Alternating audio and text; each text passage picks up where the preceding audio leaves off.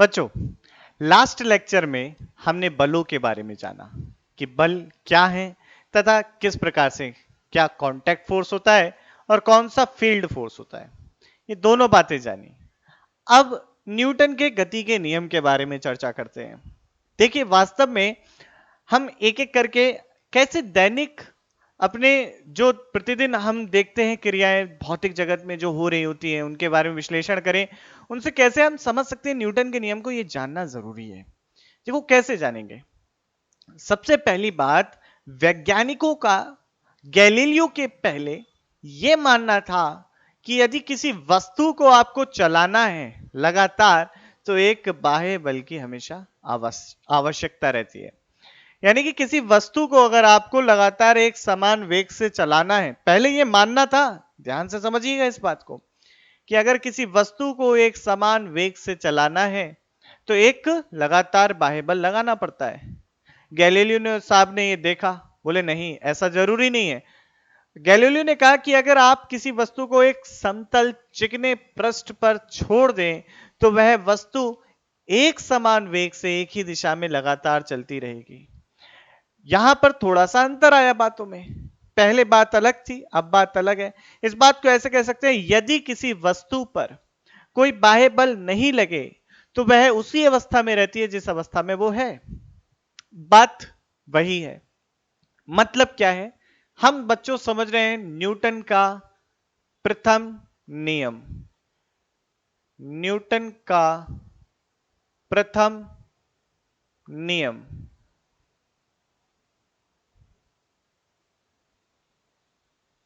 First law of motion. बेटे, हम ये समझ रहे हैं अभी। तो बेटा, अगर कोई वस्तु स्थिर है, अगर कोई वस्तु स्थिर है तो वह स्थिर अवस्था में रहेगी। यह आपकी कौन सी अवस्था है? विरामावस्था है। अगर कोई वस्तु विरामावस्था में है तो वह विरामावस्था में रहेगी। तब तक रहेगी जब तक कि कोई उस पर बाह्य बल नहीं आ जाता। यदि वस्तु पर कोई बाह्य बल नहीं है, या हम इस बात को कहें यदि वस्तु पर कुल बल शून्य है, तो वह उसी अवस्था में रहेगी जिस अवस्था में वो है। दूसरे शब्दों में ये कह सकता हूं कि किसी वस्तु के अंदर यह क्षमता नहीं है कि वह खुद से अपनी स्थिति को परिवर्तित या अपनी अवस्था को परिवर्तित कर सके। ध्यान से समझिएगा इस बात को। अब अगर आप देखें कि मान लीजिए, ध्यान से समझना सारी बातों को बच्चों, आप देखें कि एक 5 ग्राम की वस्तु है और एक 5,000 किलो की वस्तु है। आपने इस पे 5 न्यूटन का बल लगाया और इस पे भी 5 न्यूटन का बल लगाया। कौन ज्यादा चलेगा, 5 ग्राम वाली या 5,000 किलोग्राम वाली? किसमें ज्यादा त्वरण होगा या किसकी ज्यादा गति की अवस्था में स्थिति आई, किसमें गति, किसकी अवस्था में ज्यादा परिवर्तन हुआ? सीधी सी बात है, 5 ग्राम वाली में तेजी से चलेगी अगर हम तुलना करें 5,000 किलोग्राम वाली वस्तु से। यानी कि जिस वस्तु में जितना ज्यादा द्रव्यमान होता है उस वस्तु में अपनी गति की, अपनी अवस्था का परिवर्तन का विरोध करने की क्षमता उतनी ज्यादा होती है। देखिए, ध्यान से देखें, यानी कि कोई वस्तु पे अगर आप उसको बल लगा रहे हो तो देखो, किसी वस्तु में जो उसकी अवस्था परिवर्तन का विरोध करने की गुण होता है वह वो है आपका जड़त्व कहलाता है। ये न्यूटन का जो प्रथम नियम है जड़त्व के बारे में ही है बच्चों। क्या है जड़त्व, आइए जानते हैं। तो न्यूटन का पहले प्रथम नियम देख लेते हैं। न्यूटन का प्रथम ये नियम कहता है, यदि कोई वस्तु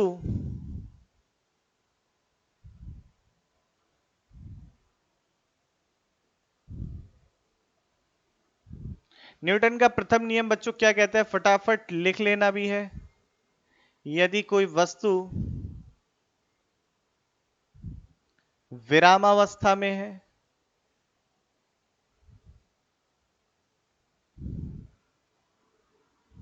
में हो या एक समान वेग से एक सरल रेखा में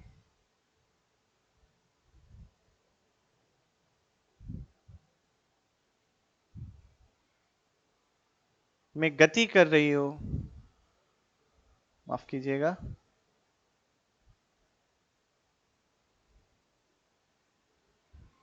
तो वह उसी अवस्था में रहती है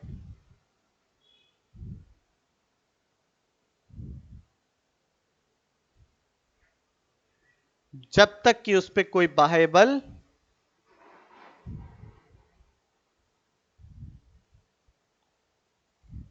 उस पर कोई बाह्य कुल बल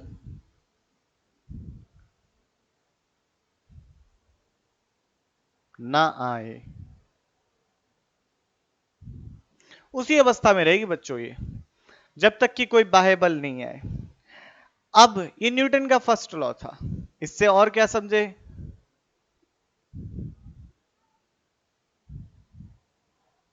किसी वस्तु की, अब जड़त्व समझा रहा हूं बच्चों, जड़त्व, जड़त्व क्या है? जड़त्व का मतलब कोई वस्तु क्या है, इससे हमें समझ में आया कि कोई वस्तु को अगर अपनी अवस्था परिवर्तित करनी है, गति की अवस्था से आपको उसे विरामावस्था में लाना है या विरामावस्था से गति की अवस्था में लाना है, तो आपको एक बाह्य बल लगाना पड़ेगा। तो यह क्या है कि वस्तु अपने आप स्वयं से अपनी अवस्था का परिवर्तन नहीं कर सकती है, तो यही जड़त्व है।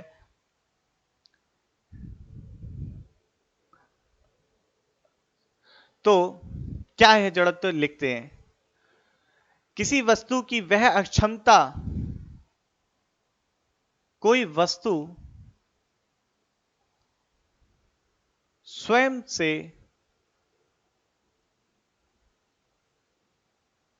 से अपनी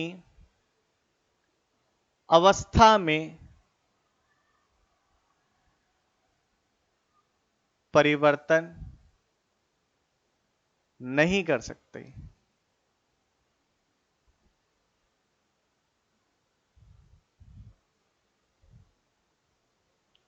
वस्तु का यही गुण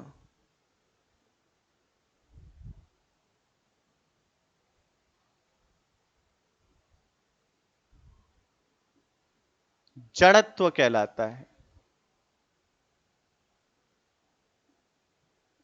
यही गुण बच्चों वस्तु का जड़त्व कहलाता है कि वह स्वयं से अपनी अवस्था में परिवर्तन नहीं कर सकती। जड़त्व के भी प्रकार हैं। क्या है जड़त्व के प्रकार? अच्छा, या मैं इस बात को दूसरे शब्दों में कह सकता हूं, कोई भी वस्तु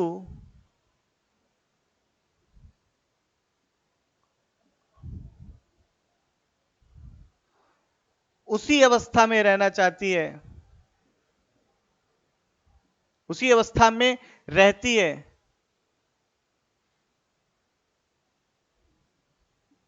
जब तक कि कोई बाह्य बल ना आ जाए।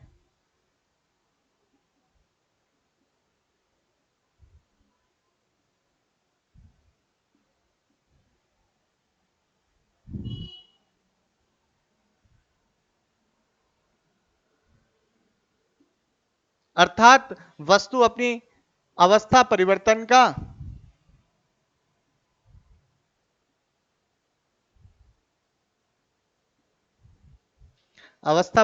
का विरोध करती है। भाई ये बात भी सही है, विरोध करती है।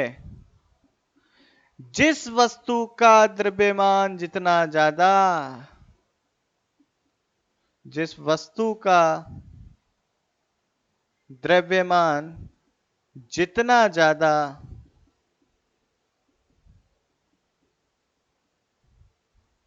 ज्यादा, वह उतना ज्यादा अवस्था परिवर्तन का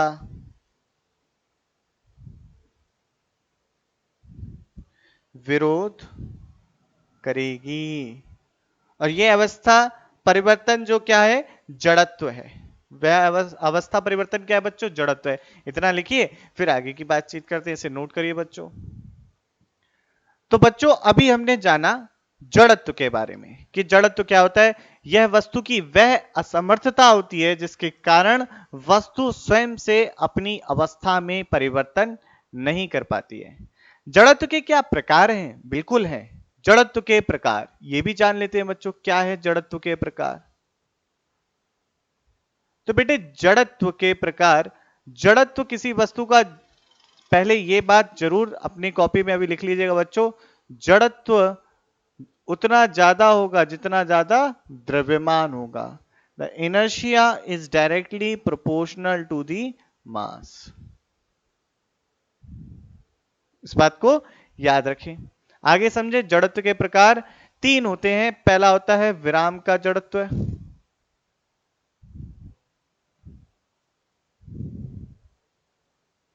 जिसे इंग्लिश में बोलते हैं इनर्शिया ऑफ रेस्ट।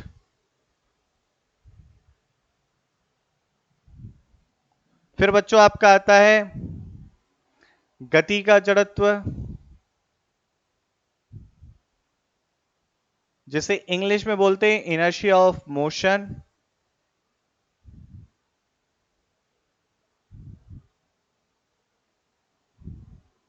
इसके बाद आपका आता है दिशा का जड़त्व, inertia of direction. Inertia of direction क्या होता है, ये सारे अभी देखते हैं बच्चों एक एक करके। तो बेटे समझिएगा ध्यान से। विराम का जड़त्व, तो कोई भी वस्तु यदि विरामावस्था में है तो वह विरामावस्था में रहेगी जब तक कि कोई बाह्य बल नहीं आ जाता। या इस बात को दूसरे शब्दों में ये कह सकते हैं कि कोई भी वस्तु स्वयं से विरामावस्था से गति की अवस्था में नहीं जा सकती, और वस्तु की इसी असमर्थता को विराम का जड़त्व कहते हैं। तो परिभाषा लिख लेते हैं, देखो बच्चों, विराम का जड़त्व हेडिंग डाल के फटाफट से लिखते हैं। हेडिंग डालिए, ये थोड़ा सा चेंज कर लेते हैं, ये का हटा लो, चाहे विराम जड़त्व कह दो, बात वही है।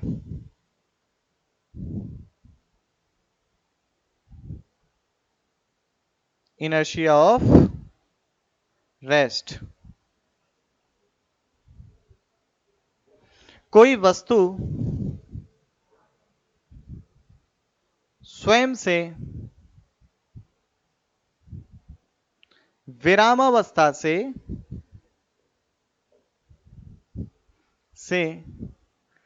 गति की अवस्था में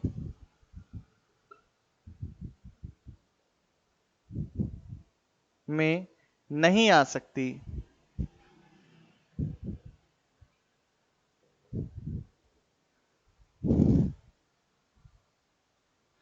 वस्तु की इसी असमर्थता, असमर्थता का मतलब इनएबिलिटी, इंग्लिश भी सीखनी है बच्चों थोड़ी थोड़ी, इनएबिलिटी को विराम जड़त्व कहते हैं। भाई ये बात समझ में आई, जितना ज्यादा द्रव्यमान होगा उतना ज्यादा वो गति की अवस्था में आने का विरोध करेगी। ये बात लिख ली हमने। अब देखो, अब हम पढ़ते हैं गति जड़त्व। तो हेडिंग डालिए गति जड़त्व। पेन चेंज कर लेता हूं बेटा मैं। देखो आप लोग, देखिए क्या है, कोई वस्तु अगर गति की अवस्था में है तो वह गति की अवस्था में रहेगी। एक समान सीधी सरल रेखा पर वह एक समान वेग से चलती रहेगी जब तक कि उस पर कोई बाह्य बल नहीं आ जाता बच्चों। तो मतलब वस्तु के अंदर असमर्थता है जिसके कारण वह खुद को विराम अवस्था में नहीं ला सकती।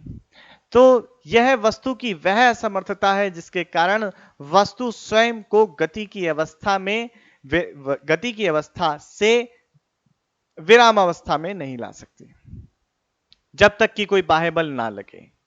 तो इस प्रकार के कुल बाह्य बल ना लगे तो इस असमर्थता को हम कहते हैं बच्चों गति का जड़त्व, और बेटे इसे इंग्लिश में बोलते हैं इनर्शिया ऑफ मोशन। क्या बोलते हैं बेटे इसे? Inertia of motion. लिख लिया हमने। यह वस्तु की वह असमर्थता है, वस्तु की असमर्थ है भाई। और अगर कहीं ऐसा हो रहा है कि खुद से चलने लगे और खुद से रुकने लगे, तो भाई वहां पे न्यूटन साहब को छोड़ना, वहां पे कुछ और बवाल है, चले जाना, मजाक की बात है। कहीं सोचो कि सर तो भूत के बारे में बता रहे हैं। यह वस्तु की वह असमर्थता है जिसके कारण वश जिसके कारणवश कोई वस्तु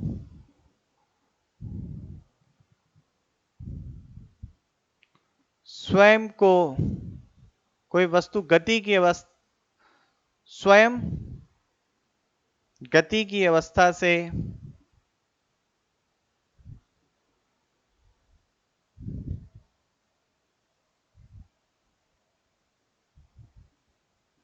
विरामावस्था में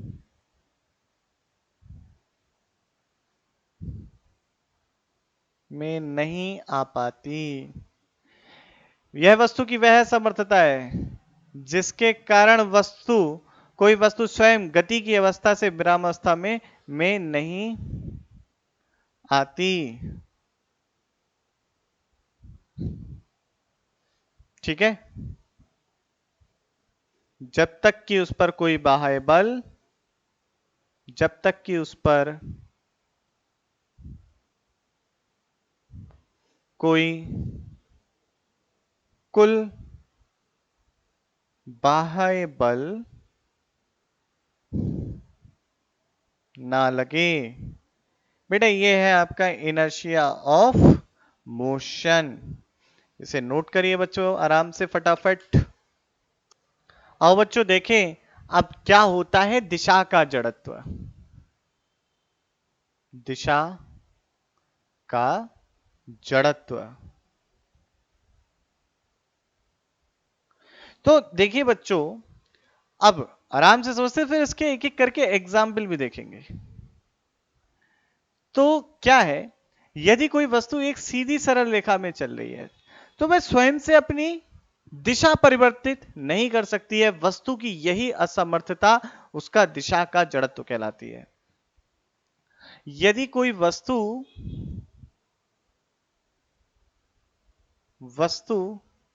सीधी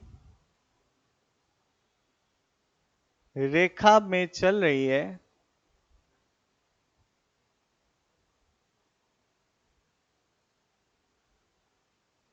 तथा उस पे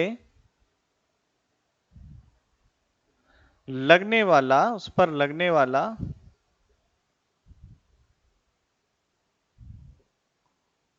कुल बाह्य बल शून्य है,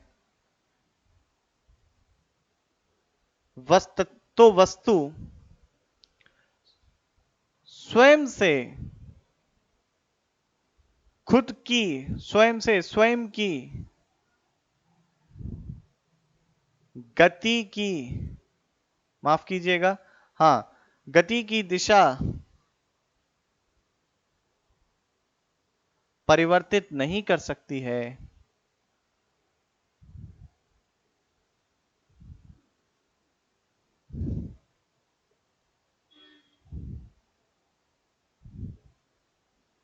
वस्तु की इसी असमर्थता को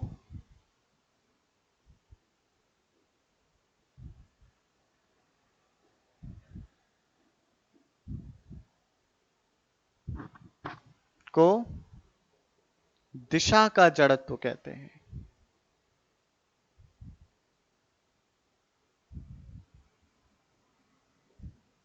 तो बेटे हमने सारे समझे। अब एक एक करके विराम का जड़त्व के उदाहरण, दिशा के जड़त्व के उदाहरण, आपके गति के जड़त्व के उदाहरण तीनों देखेंगे। उससे पहले आप ये नोट कर लीजिए, स्क्रीन पॉज करिए बच्चों, इसे नोट करिए। आओ बच्चों विराम जड़त्व के उदाहरण देखते हैं। विराम जड़त्व के उदाहरण ये देखते हैं क्या है। तो पहला पहला अचानक बस चलने से यात्रियों का गिरना।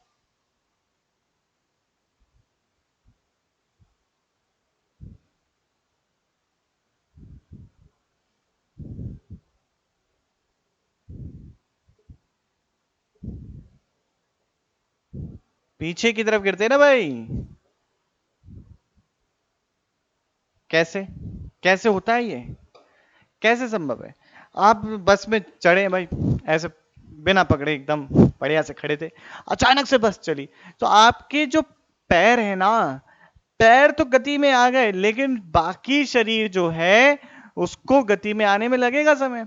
वह तो अभी विरामावस्था में है, और वो विराम, पैर तो आगे निकल गए क्योंकि वो फर्श से जुड़े हुए थे, लेकिन विराम जुड़े के कारण जो आपका ऊपर का धड़ है ये तो रुका रहा, जिसकी वजह से आप क्या होता है, पीछे की तरफ गिर जाते हैं। तो एक ही उदाहरण है।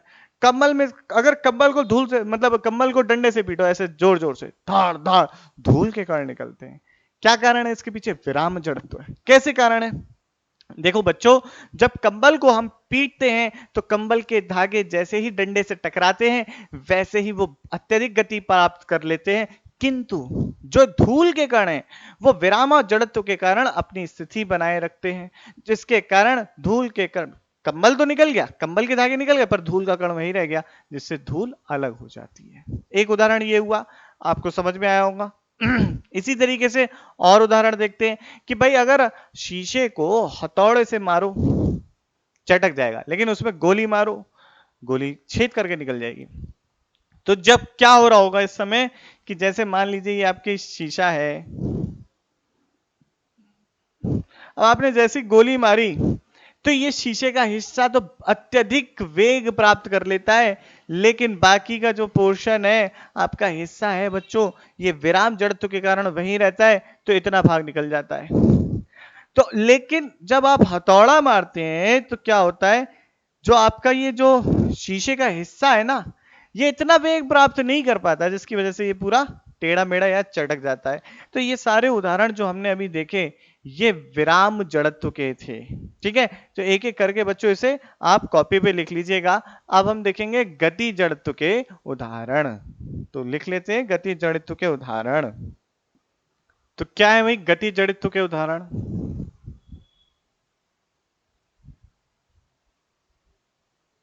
तो बच्चों क्या देखा, कभी ट्रेन में बैठे हो यार, ट्रेन में बैठे होगे तो क्या हुआ, बढ़िया से ट्रेन में बैठे हुए थे, ट्रेन भी बढ़िया से चल रही थी, ट्रेन ने अचानक से ब्रेक मारी या बस में अचानक से ब्रेक मारे, आप आगे की तरफ गिर जाते हो। गिर जाते हो नहीं गिर जाते हो? क्या कारण है कि आगे की तरफ, पीछे क्यों नहीं गिरते? कई बार तो इसी चक्कर में लोग पिट जाते हैं, झापड़ खा जाते हैं। देखिए मैं उस पर नहीं जाता, कुछ हरकतें भी करते हैं लोग, ऐसा नहीं है। तो भाई हर तरीके के लोग हैं, हम उस पर नहीं जाते, हम अपनी बातचीत रखते हैं, भौतिकी की बातचीत।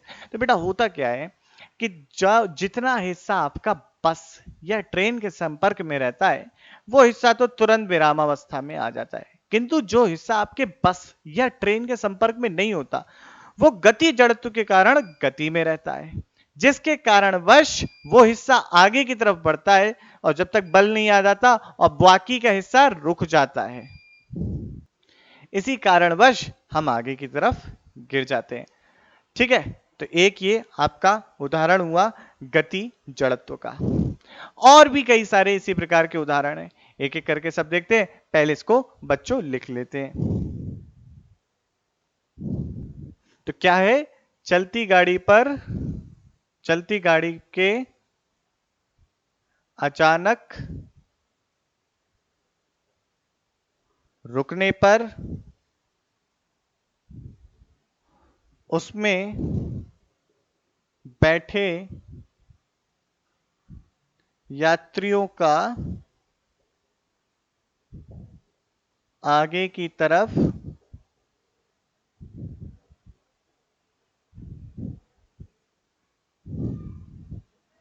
झुक जाना, अरे झुक नहीं झुक है, झुक जाना। बेटे एक ही एग्जाम्पल हो गया। और देखो, आप कभी चलती गाड़ी से, कभी नहीं करना चाहिए बच्चों, क्या चलती गाड़ी से कभी नहीं कूदना चाहिए, ट्रेन वगैरह से। लेकिन अगर कोई ऐसा करता है तो आपने देखा वो चलती हुई गाड़ी से उतरता है और फिर दौड़ रहा होता है। भाई अगर तुझे दौड़ना ही था तो फिर उतर क्यों रहा है भाई? अगर नहीं दौड़ेगा तो आगे की तरफ गिर जाएगा। क्या कारण है, कैसे गिर जाता है?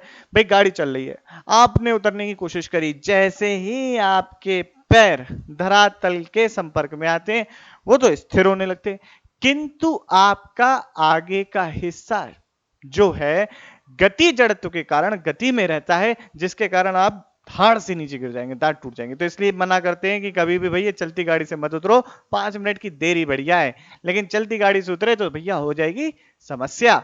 तो बेटा इसलिए चलती गाड़ी से कभी मत उतरना। तो होता क्या है आपको पता चला ना। तो ये भी किसके कारण होता है, गति जड़त्व के कारण। अब दिशा जड़त्व की बात करें तो दिशा जड़त्व यानी कि दिशा जड़त्व क्या था, कोई वस्तु अपनी स्वयं से स्थिति गति की दिशा को परिवर्तित नहीं कर सकता। तो अब भाई क्या हो रहा है, एक उदाहरण देखो, कभी आपने देखा है घर में जैसे हथौड़ा होता है, हथौड़ा तो उसका बेंत होता है, ऊपर लोहे का वो होता है ना, लोहे का हथौड़ा होता है। तो आप क्या करते हो, उसमें जब बेंत निकल जाता है उसका, तो ऐसे हथौड़े को पकड़ा जाता है और जमीन पे ऐसे धाड़ से मारा जाता है। तो क्या होता है, सारे के सारे गति में आ जाते हैं। जैसे ये है ना, ये ऊपर वाला हिस्सा है और ये हथौड़े का बेंत है। तो अभी तो सारे के सारे गति में, जैसे ही ये जमीन पे टकरा है ये वाला हिस्सा तो विराम में आ जाता है, लेकिन ये वाला अपनी गति की दिशा को बनाए रखता है और ऐसे करके फंस जाता है। ऐसी तो होता है। तो ये आपका दिशा जड़त्व का एक उदाहरण हुआ। मडगार्ड देखा, मडगार्ड मोटरसाइकिल के पहिए में लगा हुआ होता है। मडगार्ड क्यों लगाते हैं भैया, मुंह पे मन्ना मिट्टी आएगी किसी के या कपड़ों पे आएगी। होता क्या है, जो आपके जैसे पहिया है ये सारे बेटा दिशा जड़त्व के उदाहरण है। अब इसमें से ऐसे घूम रहा है, तो इस पे जो पार्टिकल मतलब कण है मिट्टी के वो सटे हुए वो ऐसे ही है। अब जैसे ही यहाँ से छूटा तो ये इसी दिशा में आगे की तरफ बढ़ेंगे। भाई इधर से सामने कोई लाला जी की धर्म पत्नी आ रही है, उनके मुंह पे लग जाएगी तो आपकी तो गाड़ी की ऐसी तैसी हो जाएगी ना। तो बेटा इसीलिए यहाँ पर लगाया जाता है ऐसे करके मड गार्ड। तो मड गार्ड का प्रयोग इसलिए किया जाता है। और ये जो धूल के कण है या मिट्टी के कण है या कीचड़ के कण है, ये सारे दिशा जड़त्व के कारण उसी दिशा में गतिशील रहते हैं। तो ये आपके दिशा जड़त्व का उदाहरण हुआ। तो हमने जड़त्व के बारे में जाना। बच्चों न्यूटन का पहला जो नियम है, सबका सब जड़त्व के बारे में। तो न्यूटन का प्रथम नियम जड़त्व के बारे में। क्या न्यूटन का प्रथम नियम हर जगह लागू होता है? क्या न्यूटन का प्रथम नियम हम हर तरीके से लगा सकते हैं, हर परिस्थिति में लगा सकते हैं? ये सवाल एक है। तो इसको जानते हैं, एक एक करके समझते हैं इन बातों को। तो बेटे देखते हैं न्यूटन के प्रथम नियम की सीमा। न्यूटन के प्रथम नियम की सीमा, limitation of Newton first law.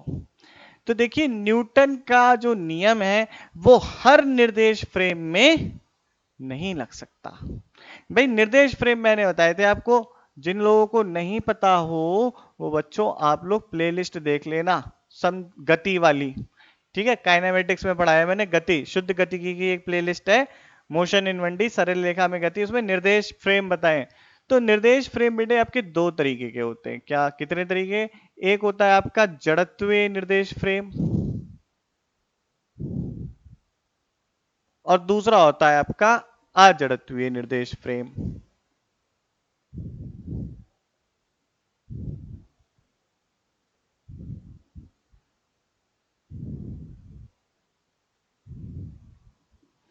अब देखिए जड़त्वीय यानी कि इसे बेटे इंग्लिश में बोलते हैं इनर्शियल रेफरेंस फ्रेम।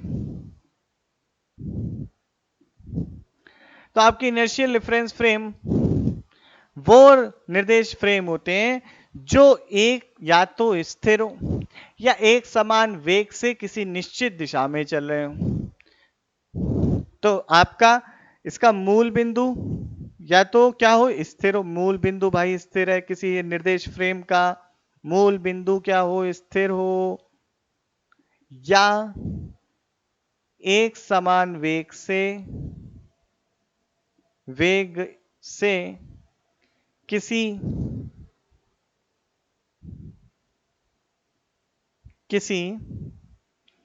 सरल रेखा में चल रहा हो। कौन चल रहा हो? मूल बिंदु निर्देश फ्रेम का सरल रेखा में चल रहा हो। मूल बिंदु। तो इस प्रकार के निर्देश फ्रेम को इनर्शियल रेफरेंस फ्रेम या जड़त्वीय निर्देश फ्रेम कहते हैं। तो बेटा इस प्रकार के निर्देश फ्रेम में ही आपका न्यूटन का प्रथम नियम वैध है। तो ये बात बेटे आप लोग लिख लें, न्यूटन का प्रथम नियम, बहुत बारीक बारीक बातें बता रहा हूं, इंपॉर्टेंट। प्रथम नियम बहुत से लोगों को नहीं पता होगा। न्यूटन का प्रथम नियम जड़त्वीय निर्देश फ्रेम में ही वैध होता है। जड़त्वीय निर्देश फ्रेम में वैध होता है।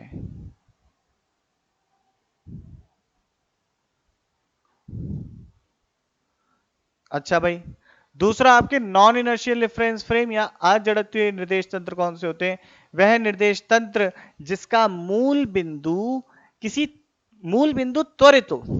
वह निर्देश तंत्र जिसका मूल बिंदु त्वरित हो, ऐसे निर्देश फ्रेम को हम कहते हैं अजड़त्वीय निर्देश फ्रेम। तो अजड़त्वीय एक बार देख लो,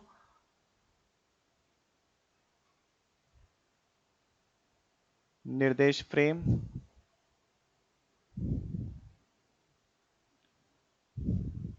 वे निर्देश फ्रेम, देखो यहां लिख रहा हूं मैं, कहीं कंफ्यूज हो जाओ, चलो यहां लिख दे क्या, चलो यहीं लिख दे रहे हैं यार बच्चों। वह निर्देश फ्रेम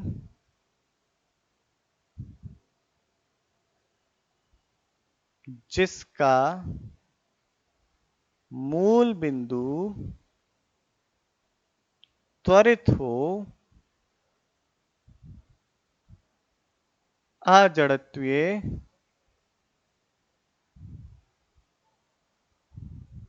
या नॉन इनर्शियल रेफरेंस फ्रेम कहलाता है। ठीक है बेटा, यह आपको समझ में आया। इसमें न्यूटन का प्रथम नियम वैध नहीं है। क्यों नहीं है वैध, ये भी सीखेंगे, पहले इतना नोट करो, इंपॉर्टेंट पॉइंट्स हैं ये। अब आइए बच्चों, जानते हैं भाई क्यों भाई न्यूटन तो इतने बड़े वैज्ञानिक थे हमारे, उनका प्रथम नियम जड़त्वीय फ्रेम में ही क्यों, और उस फ्रेम को जड़त्वीय ही क्यों कहा? क्योंकि उसमें न्यूटन का प्रथम नियम लागू होता है। तो जड़त्वीय फ्रेम में ही क्यों लागू होता है? यानी कि वह निर्देश तंत्र या वह निर्देश फ्रेम जो एक समान वेग से किसी निश्चित दिशा में चल रहे हो या फिर विरामावस्था में हो। ध्यान से समझते हैं कि भाई एक पिंड रखा है, ध्यान से देखिएगा, एक पिंड रखा है एम मास का, यहां पर 3 ऑब्जर्वर हैं। पहला ऑब्जर्वर जो कि आपका विरामावस्था में है, दूसरा ऑब्जर्वर जो कि ये एक प्लेटफॉर्म पे ये खड़ा है, ये एक चलने वाला है, प्लेटफॉर्म पे खड़ा है और ए त्वरण से त्वरित है। तो पहला ऑब्जर्वर का नाम P है, दूसरे ऑब्जर्वर का नाम Q है। तो P प्रेक्षण करता या P ऑब्जर्वर बेटा हमसे कहेगा कि वस्तु पे भाई कोई बाह्य बल नहीं है, कुल बाह्य बल वस्तु पर 0 है, इसलिए ये आपका विरामावस्था में है। बात इसकी ठीक हो गई। और न्यूटन का सिद्धांत भी ये कहता है कि यदि किसी वस्तु पर कुल बाह्य बल 0 है तो वह अपनी एक समान अवस्था में रहेगा। अगर ये Q वाले की बात सुने तो Q वाला क्या देख रहा होगा? Q वाला ये मान चुका होगा कि यार मैं तो हूं रेस्ट पर, लेकिन ये जो मास है ये क्या मानेगा? अहम ब्रह्मास्मि, ये याद रखना, ये मानेगा कि मैं हूं रेस्ट पर, लेकिन ये ए त्वरण से चल रहा है। लेकिन भाई इस वस्तु पर कुल बल तो, बाह्य बल तो है नहीं, कुल बाह्य बल तो 0 है, तो 0 है, किंतु यह वस्तु एक त्वरण से चल रही है इस ऑब्जर्वर Q के लिए। Q तो मानेगा यार मैं रेस्ट पे हूं, लेकिन ये चल रही है। तो ऐसा जब होगा तब बच्चों न्यूटन का प्रथम नियम वैध नहीं रहा। तो हमारे ये कौन सा भाई, ये आपका निर्देश फ्रेम जिससे ये देख रहा है, ये निर्देश फ्रेम आपका कहलाता है अजड़त्वीय निर्देश फ्रेम, नॉन इनर्शियल। तो ये बात है आपकी रेफरेंस फ्रेम के बारे में। बेटा और जानते हैं अच्छे से, और चीजें समझते हैं। क्या चीज समझते हैं? ध्यान से देखिए कि भाई न्यूटन साहब की बातचीत को ही देखते हैं, और इसे रब कर देता हूं। अब एक अवस्था होती है बच्चों, न्यूटन साहब की बातचीत से बता रहा हूं, वो है साम्य अवस्था। साम्य अवस्था इंग्लिश में से इक्विलिब्रियम कहते हैं, इक्विलिब्रियम। इक्विलिब्रियम कहते हैं बेटा इसे, साम्य अवस्था। अब साम्य अवस्था जब जब किसी वस्तु पर लग रहे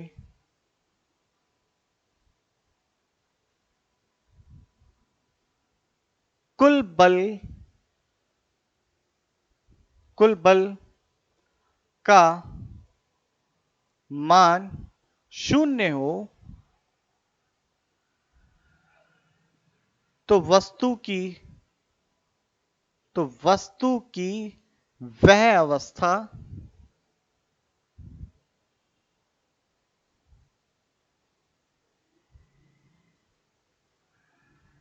साम्य अवस्था कहलाती है। इक्विलिब्रियम, स्टेट ऑफ इक्विलिब्रियम कहलाती है साम्य अवस्था। ठीक है भाई। अब याद करो न्यूटन साहब ने क्या कहा था। न्यूटन साहब ने ये कहा था कि यदि कोई वस्तु पर बाह्य बल शून्य हो तो वह उसी अवस्था में रहेगा। और कौन सी वो अवस्था थी, या तो अगर वो विराम अवस्था में तो विराम अवस्था में रहेगा, या फिर वह एक समान वेग से किसी सीधी रेखा में गति कर रहा होगा।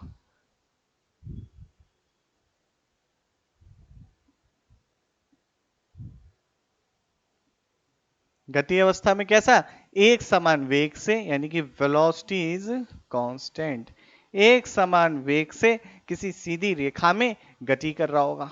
बात ये भी समझ में आई। तो साम्य अवस्था दो हो सकती है भाई। दोनों परिस्थिति में क्या है, बाह्य बल क्या है, शून्य है।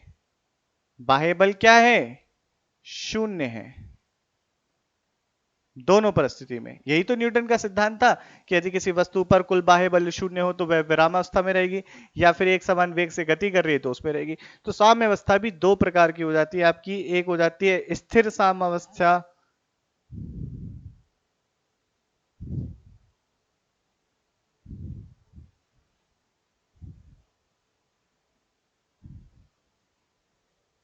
दूसरी हो जाती है गति की साम्य अवस्था।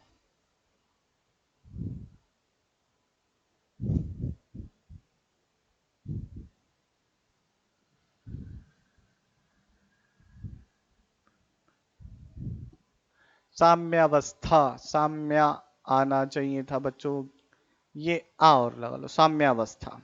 ठीक है, तो ये दो हो जाती है।